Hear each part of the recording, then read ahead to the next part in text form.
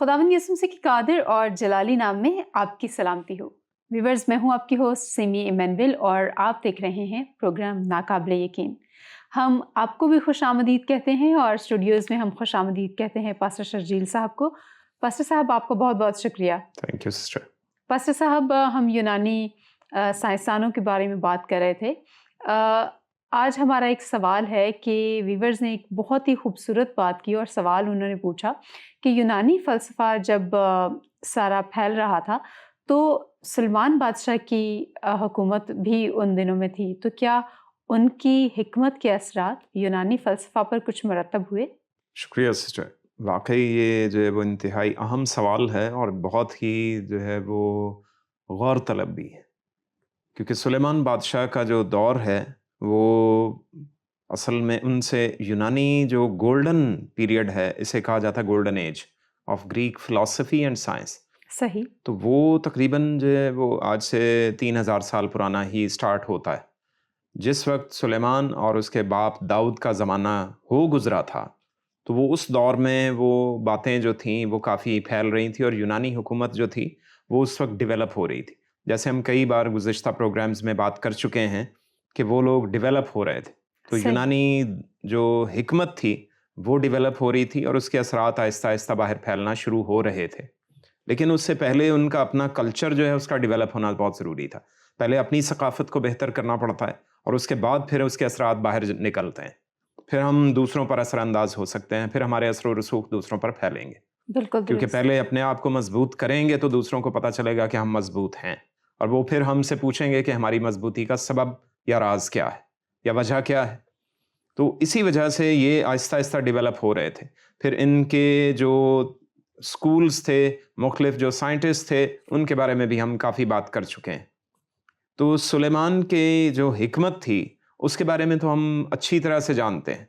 तमाम जो दुनिया है सुलेमान की हिकमत से मामूर थी।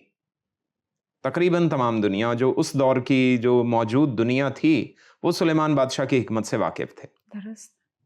अब वो कैसे, हम उसका थोड़ा-सा जोग्राफियाई पस मंज़र भी देखते हैं, फिर उसके जो इलाही सदाकत तो बीच में मौजूद है, हम उस पर तो जो है वो तो उससे कोई सिरे से इनकार कर ही नहीं सकता।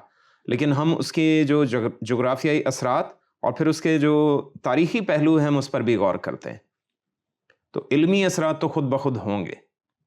अब एक शख्स जो है वो अपने घर में बैठा, अपने महल में बैठा हुआ है, वो बादशाह है। इस वजह से लोग उसके बारे में ऑटोमेटिकली जानेंगे। अब उसके मुल्क के लोग तो उसे जानते हैं। इसका जो मेन रीज़न था वो इसका बाप है।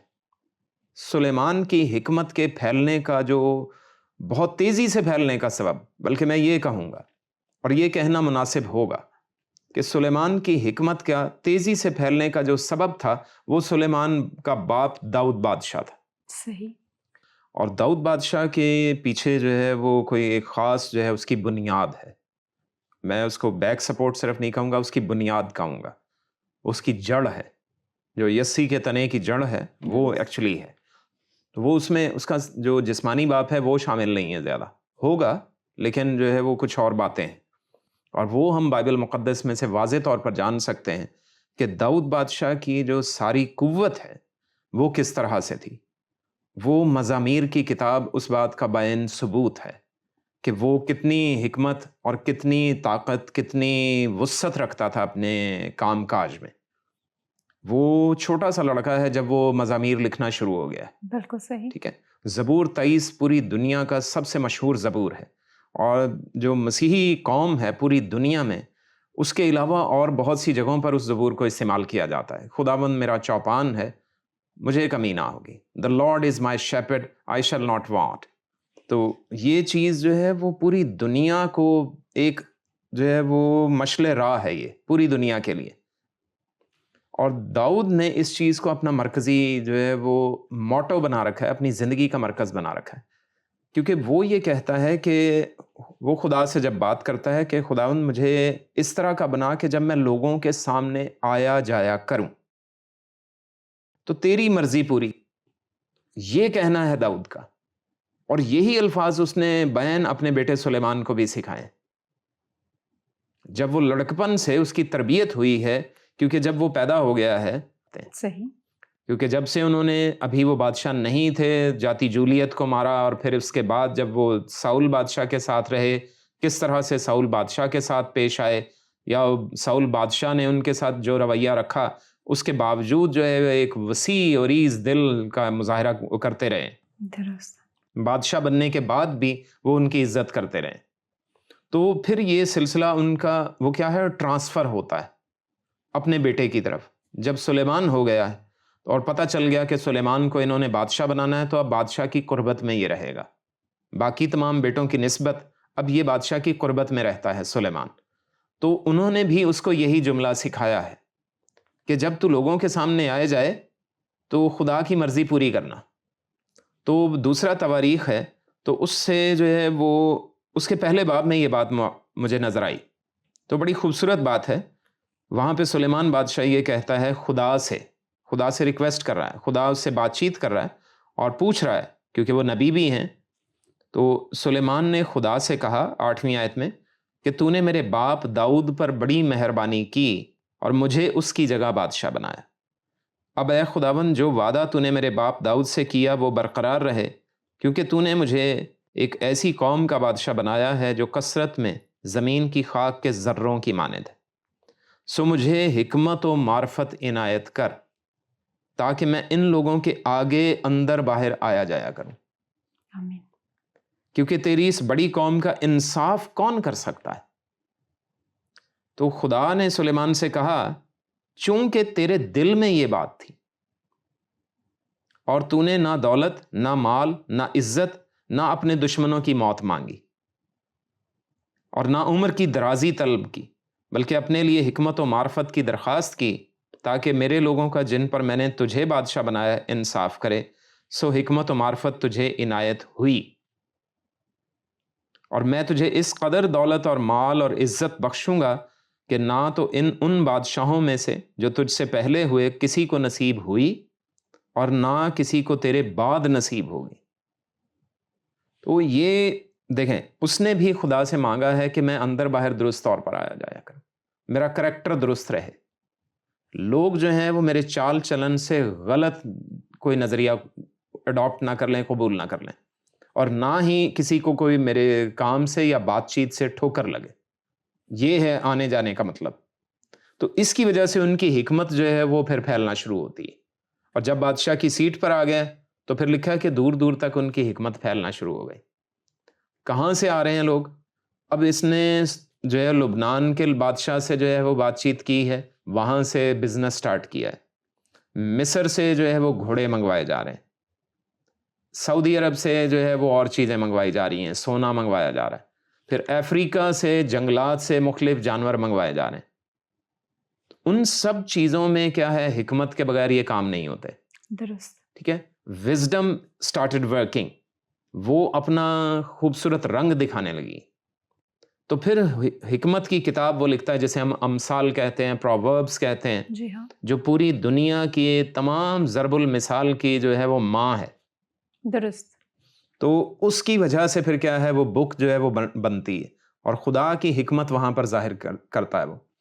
اور سلیمان اپنی کتاب کے 9ویں باب کی 10ویں آیت میں لکھتا ہے خداوند کا خوف حکمت کا شروع ہے.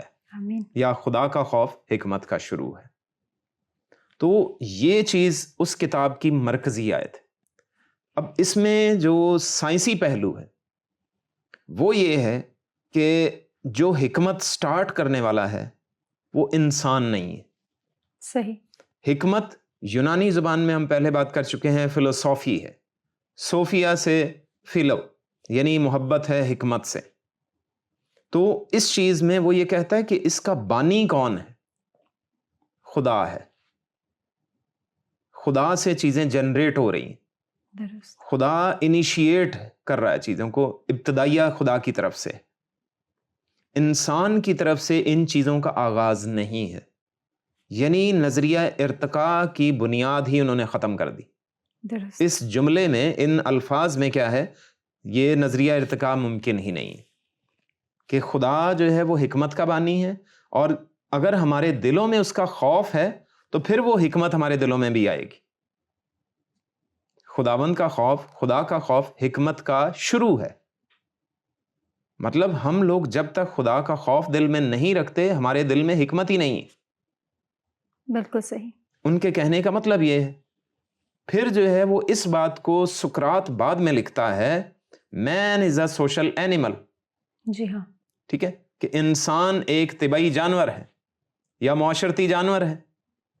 تو اس صورت کو وہ کہاں سے اس نے حاصل کیا ہے؟ سلیمان کی اس بات سے حاصل کیا ہے. کیونکہ جب ہم سقراط کو پڑھتے ہیں، ہم آگے اس کے بارے میں مزید بھی بات کریں گے، لیکن چلیں ابھی یہ اس چیز کو سمجھ لیں. وہ یہ ہے کہ اس نے بھی سلیمان کی باتوں کو ایک طرح سے کاپی کیا ہے، صرف الفاظ بدلے. صحیح. اب وہ یہ کہتا ہے کہ حکمت کے بغیر آپ کیا ہے وہ زندگی درست طور پر گزار ہی نہیں سکتے. یہ سقراط کے الفاظ ہیں. آپ کی زندگی حکمت کے بغیر کیا ہے وہ جانوروں کی مانند ہے. اس نے یہ بھی کہا اور پھر اس نے اس چیز کی سمری جو ہے وہ ایک جملے میں کر دی کہ مین از اے سوشل اینیمل. درست. ٹھیک ہے. یہ چیز جو تھی یہ سلیمان کی حکمت کا خلاصہ تھا جو اس نے اٹھا کے تو اس کو اپنے الفاظ میں بدلا ہے. تو اب سلیمان کی حکمت افریقہ میں جاتی ہے اور افریقہ میں ایک انتہائی سمجھدار اور دانا خاتون جو ہے وہ ایک علاقے پر حکمران، کافی بڑے اور وسیع علاقے پر. ایتھوپیا کی حکومت ہے وہاں جسے سبا کہا جاتا ہے. سبا کی ملکہ تک یہ باتیں اس کی پہنچتی ہیں. اور وہ ایک جوان جو ہے خاتون تھی، نوجوان لڑکی تھی، لیکن بہت دانا لڑکی مانی جاتی تھی. اس کا نام تو جو ہے وہ تاریخ میں اتنا واضح نہیں ہے، تو اس وجہ سے ہم اس کا نام ابھی نہیں جانتے کہ وہ کیا نام تھا. شاید کسی کو معلوم ہو تو یہ بہت اچھی بات ہوگی کہ اگر ہمیں وہ مل جائے. تو وہ کیا ہے، وہ اپنے جاہ و جلال کے ساتھ اپنی ساری دولت میں سے جو ہے وہ تحائف لے کر وہ سلیمان کے پاس آتی. اور جب آتی ہے تو بہت سی باتیں اس کے سامنے کرنے کے لیے سوالات وہ لے کر آتی، اور سلیمان کی حکمت دیکھنے کے لیے وہ آتی کہ اس میں جو حکمت ہے وہ کس کس طرح سے ہے، اور اس سے سوالات پوچھتی ہے.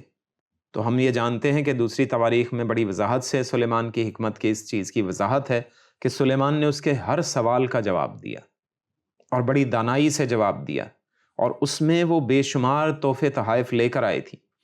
لیکن جو کچھ اس نے سن رکھا تھا سلیمان کی حکمت کے بارے میں، جب اس کا محل اور خدا کا محل جسے ہیکل کہا جاتا ہے، ہیکل لفظ جو ہے وہ عبرانی زبان کا لفظ ہے جسے ہیخال بھی کہا جاتا ہے، تو اس کے معنی ہے بادشاہ کا محل. تو خدا کا محل اور بادشاہ جو سلیمان ہے اس کا محل، وہ دونوں کی جو بناوٹ تھی اس کو دیکھ کر حیران رہ جاتی. کیونکہ خدا کا محل یعنی ہیکل جو تھی، ہیکل سلیمانی جسے کہا جاتا ہے، وہ پوری دنیا میں سب سے خوبصورت عمارت گنی گئی. پوری دنیا میں سب سے خوبصورت عمارت وہی تھی اور قدیم زمانے کے عجائبات میں سے ایک تھی. لوگ دور دور سے اسے دیکھنے کے لیے آتے تھے. ہم اعمال کی کتاب میں بھی اور انجیل میں بھی پڑھتے ہیں کہ سلیمان کا حسین دروازہ وہ ہیکل میں ایک سائڈ پہ تھا جو مشرق کی سمت میں تھا، جس کا رخ مشرق کی طرف تھا. جی ہاں. تو وہ کیا تھا، وہ سارے کا سارا جو دروازہ تھا وہ سمجھ لیجئے کہ اس کے اوپر ایک جیسے گول توا ہے، تو وہ بہت بڑا گیٹ تھا، اس کے اوپر جو ہے وہ توا نما جو ہے وہ پلیٹ لگی ہوئی تھی جو خالص سونے کی تھی. صحیح. اور وہ اس کا رخ جو ہے مشرق کی طرف ہے اور بہت بڑا گیٹ ہے. ہیکل کی عمارت جو ہے بہت وسیع و عریض تھی.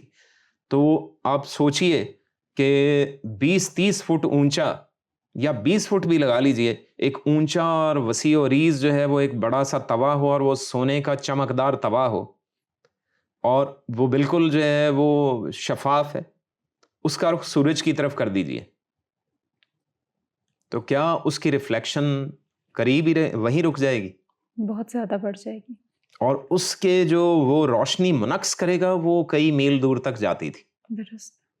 تو اس وجہ سے وہ دروازہ جو تھا وہ سمجھ لیجئے سورج کو منعکس کرتا تھا اور اس کی روشنی میں آتے تھے. اور ہیکل میں آنے والے جو یہودی لوگ تھے، بنی اسرائیل قوم کے لوگ تھے، وہ یہ گاتے ہوئے آتے تھے کہ آؤ ہم خداوند کی روشنی میں چلیں. پریز دی لارڈ.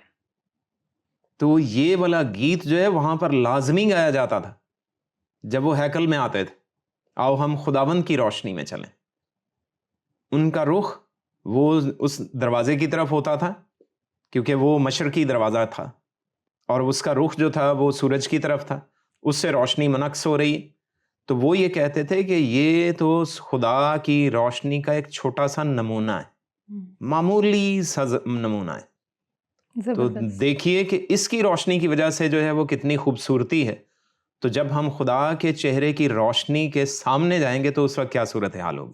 بہت خوب. تو یہ چیز سلیمان کی حکمت میں جو ہے وہ چیزیں یہ شمار کی جاتی تھی کہ صحیح. سلیمان نے یہ حکمت سے یہ چیزیں تعمیر کروائیں. اور سلیمان اس کے بارے میں یہ کہتا ہے کہ خداوند کا خوف اس حکمت کا آغاز ہے.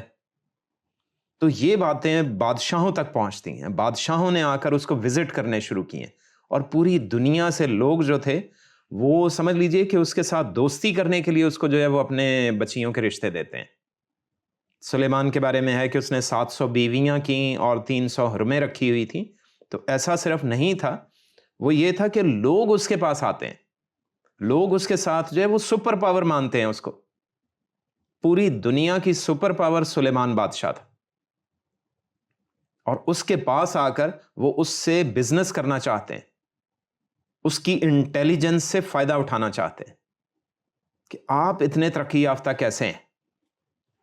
نہ صرف یہ باتیں افریقہ تک پہنچی ہیں بلکہ قریب ترکی تھا جو کہ یونان کا ایونیا، میں نے کہا کہ ایونیا وہ جگہ تھی جسے موجودہ ترکی کہا جاتا ہے، جہاں پر یونانیوں کے بہت بڑے سکولز تھے، ان کے فلسفہ دانوں کے اور ان کے سائنسدانوں کے. تو وہاں پر ان کے فلسفہ دان بیٹھ کر ایک دوسرے کو تعلیم دیتے یا آگے مزید شاگرد تیار کرتے تھے. تو معاشرے کی جو یونانی حکمت کی بنیاد تھی وہ ایونیا کا علاقہ تھا، اور پھر ان کے ساتھ معاشرت ہے اس میں تبدیلی بھی اسی وجہ سے بہت زیادہ رونما ہوئی. یونان اور ترکی اس وقت ایک ہی حکومت تھے. تو یہ باتیں ترکی تک پہنچتی تھی، اور ترکی تک لوگ جو ہے وہ آنا جانا کافی تھا. ترسیس کا علاقہ جو موجودہ اسپین کا علاقہ ہے وہ اس میں شامل ہوتا تھا. اس دور میں لکھا ہے، ہم تواریخ کی کتاب اگر پڑھیں تو وہاں پر یہ لکھا ہے کہ سلیمان کے زمانے میں سونا جو تھا وہ بہت ارزاں ہو گیا تھا، اور چاندی اتنی بے وقت ہو گئی تھی کہ لوگ جو تھے وہ گھروں میں پتھروں کی طرح چاندی ان کے پڑی رہتی تھی. بچے اس کے کنچے بنا بنا کے کھیلتے تھے. شاید ان کو ہم اپنے لوکل لینگویج میں اگر بات کریں تو یہ صورتحال ہو گئی تھی کہ چاندی کے کنچے بنائے ہوئے تھے لوگوں نے. تو یعنی چاندی کی وقت یہ ہو گئی تھی وہاں پر. تو یہ ریزن تھی کہ لوگ جو تھے وہ جاننا چاہتے تھے دوسرے ممالک کے کہ آپ نے یہ دولت کا انبار کیسے لگا لیا، آپ اتنے امیر کیسے ہو گئے، آپ کے ملک کے لوگ امیر کیسے ہو گئے. سلیمان میں اب جو ہے وہ اس کی حکمت صرف یہی نہیں کہ میں امیر ہوں تو میں مزید امیر ہوتا چلا جاؤں. بادشاہ ہونے کا مطلب یا حکمران ہونے کا مطلب یہ نہیں ہے کہ آپ زیادہ پڑھے لکھے ہیں تو بس آپ کی بلے بلے ہو رہی ہے، آپ کی واہ واہ ہو رہی ہے. اس کا مطلب یہ ہے کہ آپ اس وقت زیادہ پڑھے لکھے اور اس وقت زیادہ دانا نظر آئیں گے جب آپ کے لوگ بھی دانا ہوں، آپ کے لوگ بھی زیادہ پڑھنا لکھنا شروع ہو جائیں. آپ امیر ہیں تو آپ کے لوگ بھی زیادہ امیر ہونا شروع ہو جائیں. پھر آپ کی حکومت جو ہے وہ بیلنسڈ حکومت نظر آئے گی. اور حکمت یہ ہے، اور سلیمان نے ایسا کیا. اس نے نہ صرف اپنے آپ کو امیر کیا بلکہ اپنی عوام کو امیر کیا. اس نے نہ صرف خود کو دانا بنایا بلکہ اس نے اپنی عوام کو بھی دانا بنانا شروع کر دیا، ان کو بھی بزنس میں آگے بڑھایا. وہ اتنے امیر ہو گئے کہ گھروں میں لکھا ہے کہ لوگوں کے گھروں میں چاندی جو تھی پتھروں کی مانند پڑی رہتی تھی. تو یہ بہاؤ کا جو پروسیس تھا یہ حکمت میں اس نے سیکھا ہے. اور کہاں سے سیکھا ہے؟ خدا سے سیکھا ہے. تو یہ بنیاد تھی. اب یہی چیز جب ترکی میں پہنچی ہے، یورپ میں پہنچی ہے، تو یونانیوں نے اس کو تیزی سے اڈاپٹ کرنا شروع کیا ہے. انہوں نے کہا کہ ہم لوگ طاقتور تو بہت ہیں، کیونکہ یونانی جو تھے وہ بڑے طاقتور تھے. ان کے اپنے دیوی دیوتاؤں کی تعلیمات اور ان کی جو میتھولوجی تھی، ان کا جو بھی ان کے اپنے دیوی یا مذہبی جو مسائل تھے یا معاملات تھے اس کے مطابق وہ بڑے طاقتور بنتے تھے. تو وہ اپنے لوگوں کو طاقتور بناتے، ان کو حرب و ضرب سکھاتے اور ان کو دانائی کی طرف بھی لے کر آ رہے تھے. اب سلیمان نے جب یہ بات کی کہ خداوند کا خوف حکمت کا شروع ہے، تو اب اس چیز کو جو ہے وہ انہوں نے اس کے مقابلے میں سلیمان نے مزید یہ بات بھی کہی کہ حقیقت یا سچائی یا حق جو ہے اس کا اظہار خدا نے کیا ہے، نہ کہ انسان نے پہلے جانا ہے. صحیح. ٹھیک ہے. اگر وہ حقیقت یا سچائی یا حق پہلے موجود نہ ہوتا تو انسان کیسے جان لیتا؟ بالکل درست. تو یہ سلیمان نے جو ہے وہ بات کہہ دی تھی. اس کی کتابوں میں یا اس کے جو تحریریں ہیں ان کو پڑھیں تو بات واضح ہے. اس کی یہ آیت جو تھی اس بات سے بھی واضح تھا کہ خداوند کا خوف حکمت کا شروع ہے. تو مطلب پہلے خداوند کا خوف آئے گا تو اس کے بعد حکمت آئے گی ہمارے پاس. درست. یعنی ثانوی حیثیت ابھی حکمت میں ہے. سیکنڈری پوزیشن، ثانوی حیثیت نہیں میں کہہ رہا، ایکچولی جو سیکنڈری پوزیشن ہے ہمارے اندر حکمت اس وقت آئے گی جب پہلے نمبر پر خداوند کا خوف آئے گا. یعنی خداوند کا خوف پہلے سے موجود ہے، جو خدا کی طرف سے آئے گا تو پھر کیا ہوگا؟ ہمارے اندر حکمت شروع ہوگی. درست. یعنی ہمارے پاس حکمت کا سبب جو ہے وہ خدا کا خوف ہے. تو خدا جو ہے وہ چیزوں کو شروع کرے گا، سچائی کو وہ ظاہر کرے گا تو ہمیں حکمت سمجھ میں آئے گی، ہمیں دانائی ملے گی. اس کا مطلب یہ تھا.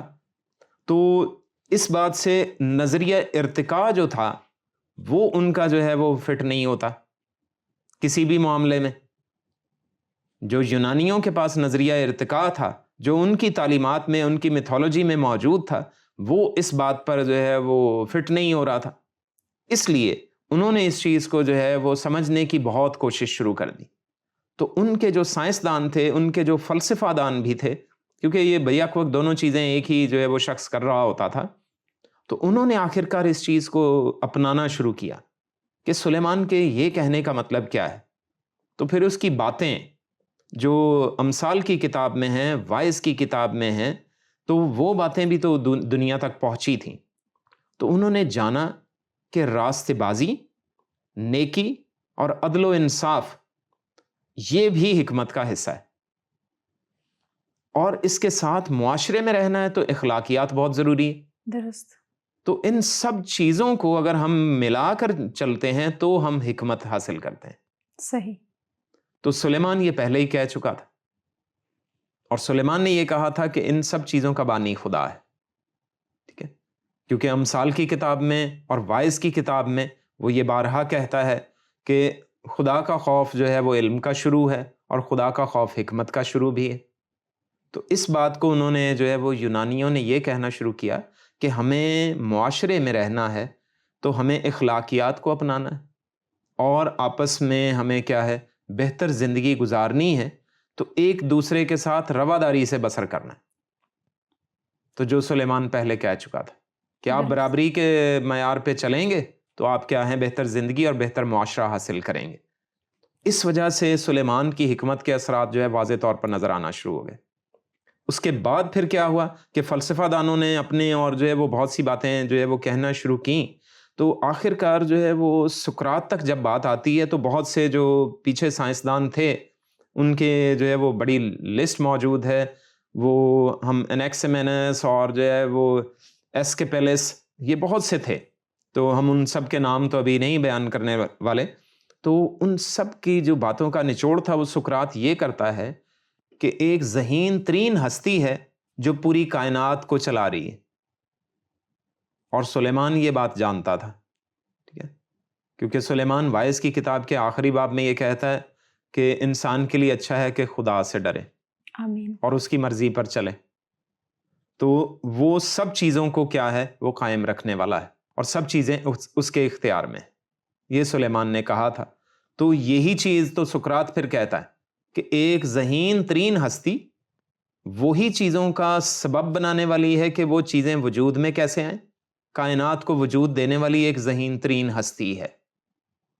تو صرف اس نے کیا کیا کہ اپنی جو بات تھی اس کو لوگوں تک پہنچانے کے لیے اپنے معاشرے کو بھی اس نے مد نظر رکھا کہ میں اگر جو ہے خدا کا نام ڈائریکٹ لیتا ہوں تو پھر یہ ہوگا کہ لوگ جو ہے وہ مجھے شاید یہ ہے کہ معاشرے سے خارج نہ کر دیں یا قتل کر ڈالیں. حالانکہ بعد میں جو بھی ہوا وہ تو سب ہم جانتے ہیں. لیکن اس نے اپنی تعلیمات، اپنے مذہب کو بھی مد نظر رکھا اور خدا کی بات کو بھی آگے بیان کر دیا کہ ایک ذہین ترین ہستی ہے، ایک انٹیلیجنٹ بینگ کا نام اس نے لیا باقاعدہ. تو جو سب سے زیادہ ذہین ہے یعنی وہ دانا ہے، وہ حکمت دینے والی ہے. تو اس چیز کو اس نے ایکسیپٹ کیا.